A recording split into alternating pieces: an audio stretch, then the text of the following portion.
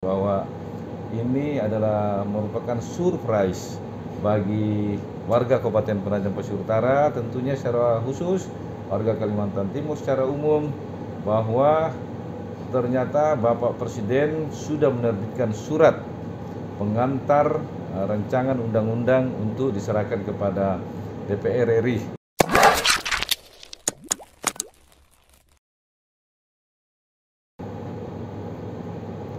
Assalamualaikum warahmatullahi wabarakatuh. Kembali lagi di Sampul Said. Terima kasih sudah terus menonton Sampul Said. Hari ini kita kembali lagi bertamu dengan orang yang familiar buat kita di Penajam Pasir Utara, yang hari ini lagi ramai dibahas tentang IKN. Apalagi ada kabar baik atau kabar gembira buat kita semua dengan munculnya Supres dari Menteri Mensesnek ya, hari ini juga menjadi menjawab semua kegalauan buat kita semua bahwa IKN akan hadir. Langsung saja kita ke Pak Wakil Bupati Penajam Pasir Utara, Pak Haji Hamdam gitu Pak Haji ya. Ya. Terima kasih Pak Haji, kami diterima kembali, tim Sampul Said diterima kembali di tempat Bapak untuk bercerita, berdiskusi, dan mencari tahu sejauh mana sih kondisi kita bicarain tentang masalah IKN. Ya, kembali lagi kita bicarain tentang IKN Pak Haji, karena hari ini ada kabar baik dengan Supres. Ya. Yang saya pikir Supres yang terkesan surprise lah buat kita semua Pak Haji ya, begitu ya. Ya. Gimana ini Pak Haji? Pemerintah sendiri melihat dengan Supres ada yang muncul baru-baru ini. Baik. Terima kasih. Assalamualaikum warahmatullahi wabarakatuh. Suatu kebanggaan bagi saya yang kedua kalinya bisa berdialog dengan santai dengan Sampul Said yang merupakan hasil kreativitas anak muda Kabupaten Penajam Pasir Utara yang patut kita apresiasi. Mudah-mudahan ke depannya Sampul Said ini semakin digemari dan disenangi oleh khususnya warga Penajam Pasir Utara, dan tentunya harapan kita secara umum warga Kalimantan Timur, bahkan warga Indonesia. Amin ya Allah. Karena kreativitas ini tentu akan memberikan banyak sekali edukasi kepada kita semua, baik itu pengambil kebijakan maupun terhadap warga masyarakat kita. Terima kasih.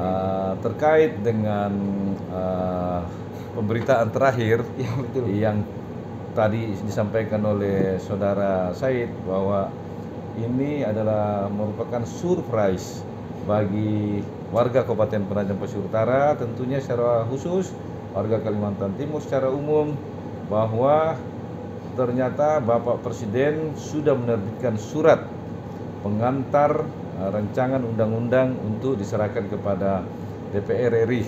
Ya. Hal ini tentu kita sambut gembira karena berbagai pertanyaan yang muncul di berbagai kalangan, khususnya warga Kabupaten Penajam Pasir Utara, terkait dengan apa pemindahan IKN ini jadi atau tidak. Nah, dengan surat ini tentu akan menjawab semua ini. Seperti yang kita dengarkan melalui pemberitaan beberapa hari belakangan ini, bahwa surat Presiden sebagai pengantar rancangan undang-undang IKN ini ke DPR RI telah diterima oleh DPR RI, yaitu Ibu Ketua DPR RI sendiri, yang diantar oleh Bapak Menteri Sekretaris Negara dan beberapa Menteri Kabinet lainnya besertanya, menjadi semangat untuk menambah keyakinan kita bahwa insya Allah pemindahan IKN ini akan berjalan sesuai dengan apa yang telah disampaikan oleh Bapak Presiden pada beberapa tahun yang lalu. 2019 kalau nggak salah tuh Ya, ya. kurang lebih 2019. Artinya ini menjawab kegalauan kita terkait tentang masalah informasi jadi atau enggak ini bicarain tentang masalah IKN. Kan ini banyak yang simpang siur, bahkan ada yang rada-rada pesimis. Apalagi ini bicara tentang hadirnya hadirnya IKN di PPU ini akan menggerus masyarakat kita. Ya. Pak Haji sendiri melihat kegalauan dari masyarakat, terus kemudian dari bahkan ada sebagian juga pejabat publik, Ya. pejabat yang rada-rada pesimis. Ya. Pak Haji sendiri melihat hal itu Ya. bagaimana? Saya pikir itu adalah manusiawi ya. Ya. Pasti ada yang pro, ada yang kontra. Nah, kemungkinan besar yang kontra ini mungkin belum memperoleh informasi yang gamblang Secara utuh gitu, Pak, ya? secara utuh tentang apa sih manfaatnya pemindahan IKN ini. Ya. Tapi menurut hemat saya pikir gagasan yang baik ini harus kita berikan dukungan full dari kita, pemerintah dan masyarakatnya terkait dengan hal-hal yang menjadi kekhawatiran sebagian kelompok-kelompok masyarakat yang memiliki pemikiran atau pandangan kritis yang berbeda. Saya kira itu sah-sah saja dan ada juga penyalurannya. Ibu Ketua DPR RI, Ibu Puan Maharani telah membuka ruang untuk itu. Iya, Pak. Mempersilahkan kepada komponen-komponen masyarakat yang sekiranya akan memberikan masukan-masukan kritis, silakan disalurkan kepada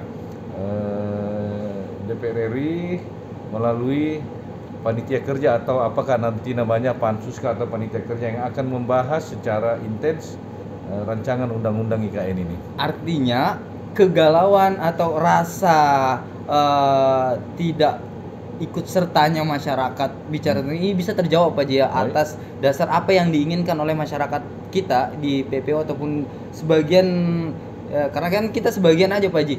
Kalau dibilang tuh kan PPU dengan kukar. Nah, hari ini kita bicara tentang PPU karena PPU ini ya presentasinya mungkin hampir 60% bahwa ada IKN ada di daerah kita.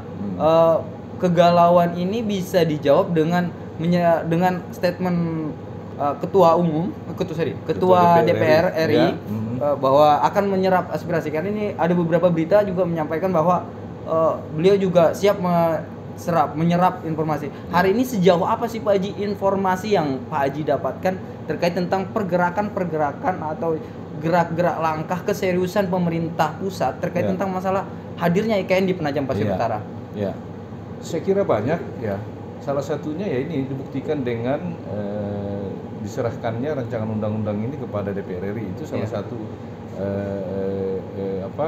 starting pointnya dari situ. Kan harus ada aspek legalitasnya. Nah, entry pointnya ya dengan membangun beberapa sarana-sarana pendukung seperti misalnya bagaimana upaya pemerintah pusat untuk mempersiapkan akses mobilisasi logistik untuk penunjang pembangunan IKN nantinya. Sudah ada proses sampai ke situ ya, Pak Haji? Sudah. Ini apa yang dilakukan pemerintah pusat Pak Haji? Ya seperti sekarang lagi membuat akses jalan, membenahi akses jalan melalui anggaran pemerintah pusat lewat APBN. Begitupun juga dukungan dari APBD provinsi.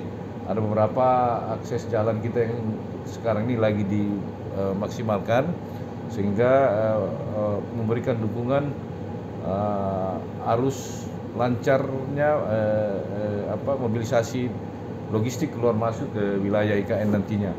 Termasuk diantaranya adalah membangun bendungan yang menggunakan anggaran APBN untuk memastikan kebutuhan air baku menunjang kegiatan IKN nantinya. Ya, termasuk informasi yang saya dengarkan bahwa TNI bahkan sudah akan meningkatkan kapasitas satuan kompi yang ada di kita, yaitu Kompi Rider C yang ada di Petung akan menjadi batalion. Tentu dengan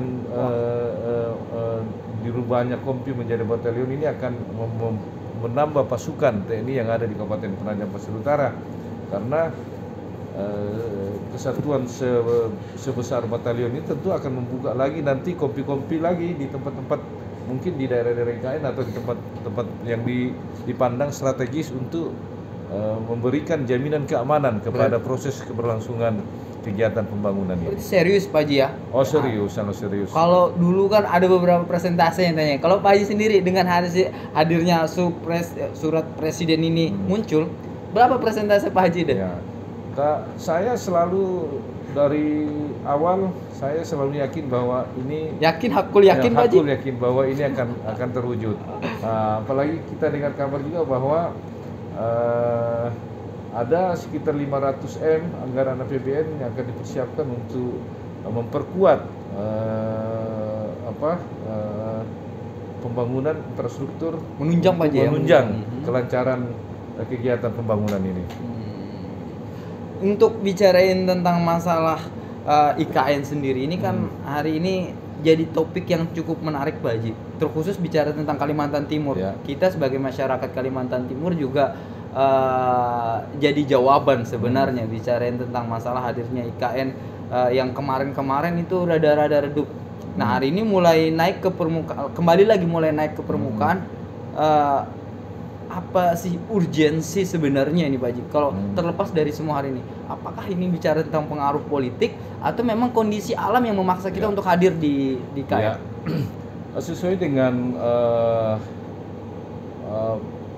dasar pemikiran sebelum Pak Presiden mengambil keputusan untuk memindahkan IKN berdasarkan kajian-kajian akademis, kajian-kajian sosial, dan kajian-kajian lainnya termasuk geopolitik dan kondisi topografi Kalimantan Timur ini yang berada di tengah-tengah Indonesia. Saya kira ini salah satu faktor penguat yang akhirnya pemerintah memang berpikir untuk memindahkan IKN. Yang lainnya tentu juga kan seperti yang kita sama-sama ketahui, kondisi Jakarta terkini tentu semakin macet dan diprediksi bahwa kalau Jakarta ini tidak segera dicarikan solusinya, ya suatu saat Jakarta ini akan mengalami penurunan elevasi sehingga bisa saja nanti Jakarta ini tenggelam atau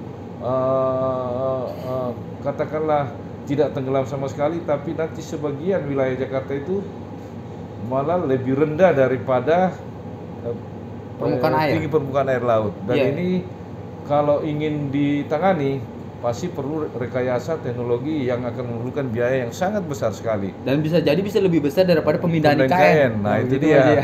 Jadi saya pikir sudah tepat lah kalau pemerintah pusat berpikir untuk memindahkan ibu kota ini. Karena yang kita tahu juga bahwa konsep pemindahan ini tidak memindahkan Jakarta. Artinya IKN ini nanti akan berfungsi sebagai pusat pemerintahan, pusat-pusat bisnis dan kegiatan-kegiatan lainnya tetap di Jakarta. Ya. Nah, kalau kita coba lihat di luar, referensi di luar, ibaratnya ini nanti seperti misalnya di Malaysia, Putrajaya dengan Kuala Lumpur. Putrajaya sebagai pusat pemerintahan, Kuala Lumpur tetap jadi pusat-pusat bisnis dan usaha. Iya, menarik Pak Haji. Bicarain tentang masalah IKN memang hari ini jadi topik yang cukup menarik kita bahas karena kita yang hari ini yang langsung berdampak langsung ya, karena kebetulannya dan rezekinya itu jatuh di daerah kita. Walaupun memang persepsi itu macam-macam, apakah ini bagian dari rezeki atau hal yang lain, hal yang negatif yang mungkin dipandang oleh sebagian masyarakat. Tapi terlepas dari itu semua Pak Haji, melihat kondisi kemarin bahkan ini kan jadi isu internasional, Presiden Amerika Serikat juga berstatement, artinya ada kegentingan kondisi Jakarta sehingga kita wajib pindah. Nah, ini menarik. Kenapa kemudian juga mesti kita sampaikan bahwa kondisi di Penajam Pasir Utara, bicara tentang kondisi alam sendiri, seberapa kokoh sih, bukan bicara seberapa kokoh lagi Pak Haji, tapi lebih seberapa aman daerah kita bicara tentang masalah bencana Pak Haji. Iya. Bicara bencana tentu pasti ada, ya. Tapi kan konsep pemindahan IKN ini kan nanti akan menjadikan IKN ini sebagai green city, artinya akan mempertahankan kondisi-kondisi alam yang ada. Tidak akan mengeksploitasi lingkungan sebesar-besarnya. Ya, tetap akan mempertahankan muka-muka bumi, rupa-rupa bumi yang memang dijaga sehingga memperkecil kemungkinannya terjadi perubahan yang secara ekstrim sehingga dapat memicu terjadinya bencana. Kebetulan memang Kalimantan Timur ini memang dikaruniai oleh Allah Subhanahu wa taala dengan wilayah yang aman dari gempa. Walaupun kadang-kadang ada kita rasakan getaran-getaran yang pengaruh dari gempa-gempa di tetangga kita, tapi itu tidak berdampak yang besar kepada daerah kita. Ya, getar-getar sedikit ya, gitu. Sedikit. Itu skala-skala tiga skala Richter. Nah, kalau untuk membangun konstruksi dengan pengaruh gempa dengan skala kecil seperti itu, saya pikir itu bukan sesuatu yang sulit lah. Insya Allah aman aja, Pak. Dan tidak memerlukan penanganan konstruksi khusus. Berbeda kalau misalnya seperti di daerah-daerah yang jalur gempa, tentu perlu desain dengan konstruksi khusus yang tahan gempa. Artinya selain daerah kita titik poros tengah, kita juga punya titik posisi yang aman terhadap potensi bencana yang agak lebih besar, begitu Pak Haji ya? Betul sekali. Ya. Ini Pak Haji sedikit bicarain tentang bukan masalah sebenarnya, lebih bicara tentang potensi yang hadir ketika IKN sudah hadir dan berproses bicarain tentang pembangunan. Ada beberapa juga di media menyampaikan bahwa Pak Jokowi juga akan didukung oleh pengusaha-pengusaha Pak Haji, didukung dengan pemindahan ini. Apa yang Bapak harapkan dengan adanya informasi untuk bicara tentang pengusaha-pengusaha kita lokal seperti itu Pak Haji? Ya, proses pemindahan IKN ini tentu akan memberikan dampak yang luas, termasuk dampak ekonomi. Tentu akan banyak investasi yang muncul, banyak pembangunan yang akan kita lakukan, sehingga kita berharap bahwa kawan-kawan dari khususnya himpunan pengusaha muda di Kalimantan Timur, khususnya di Penajam Pasir Utara ini bisa menangkap peluang ini, sehingga harapan kita, saya sebagai pemerintah daerah, mewakili pemerintah daerah dalam hal ini, tentu menaruh harapan besar kepada HIPMI Kabupaten Penajam Pasir Utara untuk segera berbenah, mempersiapkan diri dengan baik untuk menangkap peluang-peluang yang menurut saya sangat terbuka ini. Menarik Pak Haji, karena hari ini memang ada beberapa tanggung jawab ya. Saya pikir potensi ini bukan hanya bicara tentang Penajam Pasir Utara, Kaltim juga, HIPMI Kaltim punya potensi untuk bisa menangkap ini, dan kita berharap semua sebenarnya ini dapat mengikutsertakan masyarakat kita secara umum untuk bicara tentang Kaltim. Pengusaha-pengusaha pengusaha muda Kaltim ikut andil di IKN Pak Haji ya. Oh iya, itu harapan kita. Jadi ya kan kita meminta kepada para stakeholder yang memang kompeten dalam mempersiapkan pemindahan IKN ini. Bergening kita itu adalah ya kita pastikan bahwa tidak ada komponen masyarakat yang akan tertinggal di urusan ini. Jadi mau dari masyarakat biasa, masyarakat yang punya skill, terus kelompok-kelompok usaha, apalagi yang sudah tergabung dalam HIPMI, tentu kita harapkan dilibatkan banyak, dan pengusaha lokal, lokal, dan ya kalau perlu juga memang harus mempersiapkan diri, melibatkan diri.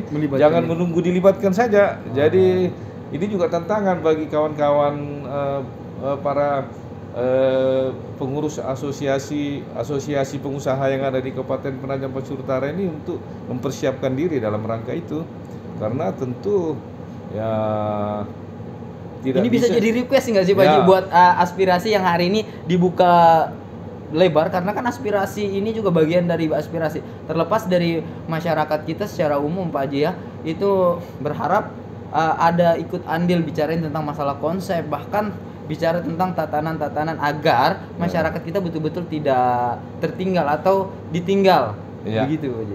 Saya pikir pemerintah pusat sudah membuka ruang itu.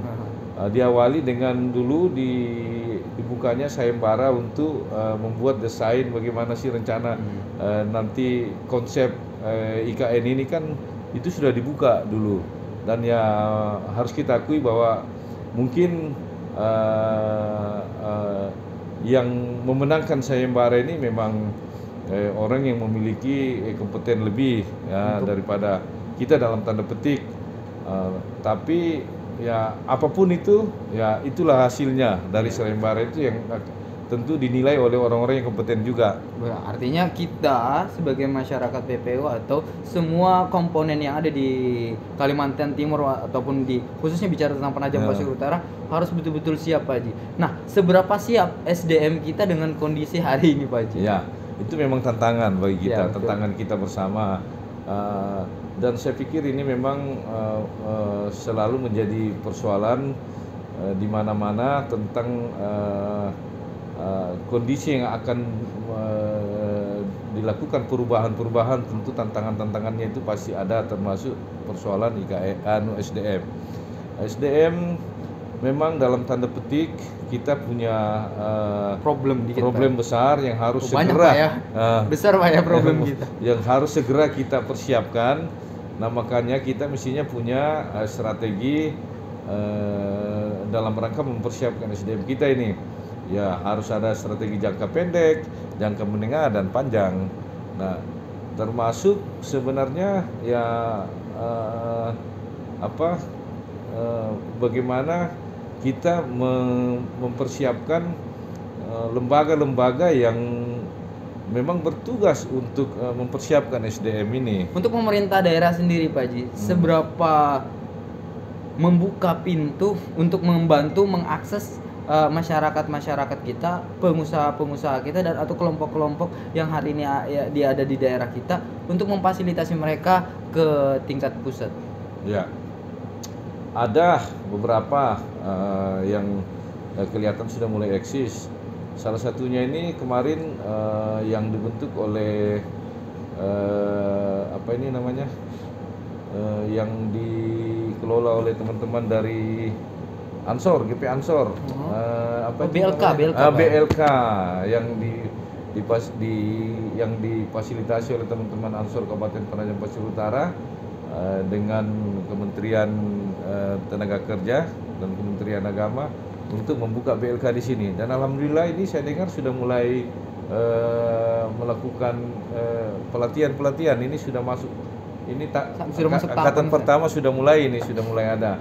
Nah, harapan kita ke depan semakin banyak yang begitu. Ada konsep yang dilakukan seperti itu ya, konkret. Pak Haji, untuk bicara tentang pendidikan sendiri, kita dengan ya kalau bilangnya Joe Biden 10 tahun itu potensi Jakarta akan ada problem bicara tentang masalah akan tenggelam. Artinya range waktu kita coba untuk mengukur itu dari sendiri dulu Pak. Jadi sekitar 10 tahun itu artinya kita harus kurang dari 10 tahun untuk mempersiapkan itu kan Pak Haji ya. Nah, untuk universitas sendiri sudah perlu atau bagaimana sih Pak Haji? Atau memang hari ini kita masih menggantungkan diri dengan kota-kota yang hari ini punya universitas? Ya. Menurut Pak Haji sendiri deh. Ya, mestinya kita punya universitas sendiri. Ya, sejauh mana nih pemerintah ikut andil itu Pak Haji? Nah, memang keinginan itu ada di kita. Ada beberapa komunitas yang mencoba memprakarsai pembentukan itu, namun kan kendalanya tentu adalah regulasi yang memberikan ruang kepada itu, karena kewenangan itu kan ada tentu di Dikti, ya, Kementerian Pendidikan Tinggi, Riset dan Teknologi. Nah, namun kan di sini juga ada beberapa universitas yang sudah eksis, ya, sudah berjalan. Saya dengar bahkan seperti Unmul pun juga sudah mencoba mempersiapkan diri untuk membangun di sini, termasuk. Artinya sudah ada potensi kita akan bangun bicara tentang masalah universitas ini atau cabang Pak Haji. Bagaimana ini? Biar publik tahu secara keseluruhan Pak Haji. Kemungkinannya akan membuka kampus baru yang merupakan bagian yang tidak terpisahkan dengan kampus yang lama, tapi mungkin dengan program-program studi yang lebih mempersiapkan diri di IKN. Ya, untuk persiapan dalam rangka merespon pemindahan IKN ini, termasuk dengan menyiapkan sumber tenaga manusia yang siap untuk mengelola sumber daya alam yang ada. Sumber daya alam. Ya kan, kita termasuk seperti kita ini kan daerah yang punya garis pantai yang cukup panjang, sehingga potensi kemaritiman kita ini kan perlu kita explore lebih jauh lagi, sehingga diperlukan SDM yang memang memahami dan menguasai ilmu-ilmu tentang kemaritiman. Sehingga menurut saya kalau ataupun nanti ada perguruan tinggi yang mau dibangun, ya perguruan tinggi yang memang fokus juga kepada program-program studi itu. Terserah apakah nanti akan berdiri universitas sendiri khusus itu, atau universitas-universitas yang sudah ada di sini yang membuka perguruan tinggi, jurusan-jurusan yang diharapkan, jurusan yang ada di sini, gitu. yang dibutuhkan oleh IKN, begitu. Tapi konsepnya juga harus konsep perguruan tinggi yang modern, yang berskala internasional. Jadi jangan lagi berpikir yang penting dibangun dulu, tidak begitu. Harapan kita ya ada terkonsep untuk persiapan, Pak Ji. Itu maksud saya. Oke, mungkin kita sudah bicarain tentang masalah kesiapan, surprise, bicara tentang waktu. Kalau bicarain tentang waktu, Pak Ji, dengan kondisi hari ini COVID, tapi pemerintah juga masih tetap konsisten untuk membicarakan tentang IKN. Masih yakin nggak sih, Pak Ji, kalau 4 tahun atau 2024 itu akan terrealisasi, atau butuh waktu yang berbeda, Pak Ji? Ya, kalau untuk merampungkan konsep pemindahan ini secara keseluruhan, kan tentu perlu waktu yang cukup lama. Menurut Kepala Bappenas, yaitu diperlukan waktu kurang lebih 10-20 tahun.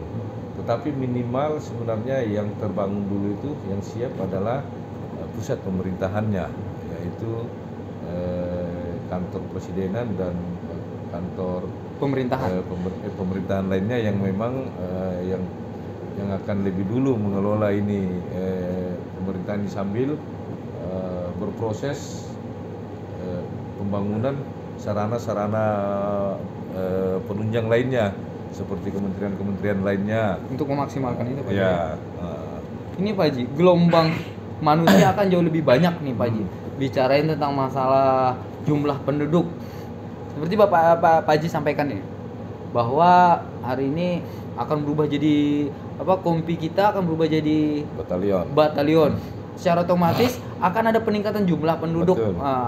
Itu baru batalion, Pak Haji. Bagaimana nanti ketika pemerintahannya pindah? Berarti jumlah penduduk kita akan meningkat. Kesiapan, nggak usah yang muluk-muluk dulu, Pak Haji. Kita mikirnya bahwa ini orang kan datang ke sini, dia butuh makan nih, dia butuh rekreasi nih. Nah, hari ini dua kebutuhan yang paling mendasar, saya pikir ini juga harus disiapkan. Sebetulnya kesiapan untuk menyambut dua hal ini sendiri bagaimana untuk Kabupaten TPUB? Ya, makanya saya juga berpandangan bahwa untuk jangka pendek kita memang perlu mempersiapkan SDM yang memang secara sukarela dan menyenangi untuk bergerak di sektor ketahanan pangan. Maka pemerintah harus memberikan kebijakan terhadap itu, sehingga para pelaku-pelaku yang bergerak di sektor ketahanan pangan ini merasa bahwa ini pilihan, bukan sesuatu keterpaksaan, karena melihat bahwa di situ memiliki nilai ekonomis yang cukup menjanjikan bagi peningkatan kesejahteraan mereka. Berapa persentase bakal jumlah penduduk kita, Pak Haji? Kalau memang seandainya ini pemerintahan kita pindah, seperti Pak Haji sampaikan bahwa akan pindah perubahan persentase dari kompi menjadi batalion, itu kan jumlah penduduk meningkat, terus kemudian PNS bersama suami dan istri sepasang, belum lagi anaknya. Ini kan jumlah penduduk kita. Itu peningkatannya benar nggak sih Pak Haji, bisa sampai 1,5 juta sampai 3 juta? Ya betul aja, karena selain yang memang harus pindah karena tugas, ya tentu ya namanya ibu kota negara ya pasti adalah urban nantinya. Dari mana-mana orang akan datang mencari peluang-peluang hidup yang baik. Nah, peluang hidup yang baik itu adalah dekat-dekat dengan wilayah-wilayah yang memang sudah berkembang. Nah, sehingga tuntutan atas kebutuhan pangan ya tentu sesuatu yang harus kita persiapkan. Nah, Kabupaten Penajam Pasir Utara sendiri dengan potensi alam, luas wilayah yang memadai, ya tentu sangat terbuka peluang untuk menangkap itu. Untuk pariwisata sendiri Pak Haji? Ya, pariwisata kita juga punya potensi wisata pantai, terus wisata hutan ada, mangrove ya. Anu juga nih Pak Haji, yang sempat kita bahas, kebetulan saya sempat ngobrol dengan duta wisata Pak Haji ya. Saya ngobrol sama dengan duta wisata bahwa terumbu karang kita juga menarik Pak Haji. Nah, ini gimana nih Pak Haji? Ada potensi akan ngundang investor, pengusaha dari luar swasta yang bisa menunjang pariwisata kita, terus kemudian potensi-potensi alam yang bisa memaksimalkan untuk kebutuhan pangan tadi. Saya termasuk cukup memberi harapan itu karena saya lihat animo warga kita nih yang berkecimpung di sektor pariwisata ini cukup tinggi. Banyak komunitas-komunitas sekarang yang muncul di wilayah PPU ini yang bergerak di sektor-sektor pengembangan pariwisata. Belum lagi memang sejalan dengan program-program dinas pariwisata dengan melakukan pembinaan kepada pokdarwis kita yang sudah terbentuk. Nah, terkait dengan terumbu karang, kita punya beberapa spot yang boleh kita tawarkan kepada penggemar atau pencinta wisatawan yang memang penggemar diving. Kebetulan di Penajam Pasir Utara ini sudah kita bentuk komunitas diving namanya Jamrut DC. Itu sudah melakukan kegiatan-kegiatan termasuk bagaimana memperbaiki kembali terumbu karang yang rusak. Ya mudah-mudahan ke depan terumbu karang ini bisa menjadi sesuatu yang bisa kita tawarkan buat masyarakat yang akan hadir nanti di Penajam Pasir Utara. Ada alternatif hiburan lah untuk orang-orang yang akan tinggal di IKN nantinya. Oke, mungkin Pak Haji terakhir ini sedikit pesan buat anak-anak muda, karena hari ini saya pikir kesiapan kita untuk bicarain tentang masalah hadirnya IKN itu juga harus disambut, bukan bicara tentang masalah yang akan hadir saja Pak Haji, tapi kesiapan anak-anak muda kita sendiri. Apa yang mau disampaikan buat anak-anak muda kita? Pertama-tama saya berharap kepada pemuda kita ini untuk bisa memahami dan memberikan dukungan kepada program pemerintah untuk pemindahan IKN ini. Kemudian yakini bahwa dengan berpindahnya IKN ini tentu akan memberikan banyak peluang kepada kita. Nah, sekarang kembali ya kita juga harus mempersiapkan diri untuk menangkap peluang-peluang, baik itu peluang jangka pendek maupun peluang jangka menengah dan panjang. Kembali kepada kita bahwa kita mau nanti berada di mana, ya kembali kepada kita pemuda. Maka wajib hukumnya kita harus mempersiapkan diri dan memberikan dukungan kepada rencana pemindahan IKN ini. Insya Allah akan memberikan banyak manfaat yang ujungnya tentu akan meningkatkan kesejahteraan masyarakat Kabupaten Penajam Pasir Utara. Terima kasih banyak Pak Haji, terima kasih karena kami sudah disambut dari tim Sampul Sayit sudah disambut di ruangan Bapak langsung. Mohon maaf Pak Haji mengganggu waktunya. Kami atas nama tim Sampul Said juga sangat-sangat berterima kasih karena informasi ini seyogyanya terus kemudian disampaikan ke publik bahwa keadaan bicarain tentang masalah IKN itu benar adanya dan bukan hayalan semata. Iya. Mungkin begitu Pak Haji ya. Iya. Terima kasih dari saya Said Hasan dan bersama Pak Hamdam, Wakil Bupati Penajam Pasir Utara. Terima kasih. Billahi taufiq wal hidayah. Wassalamualaikum warahmatullahi wabarakatuh. Sip. Oke, Kak.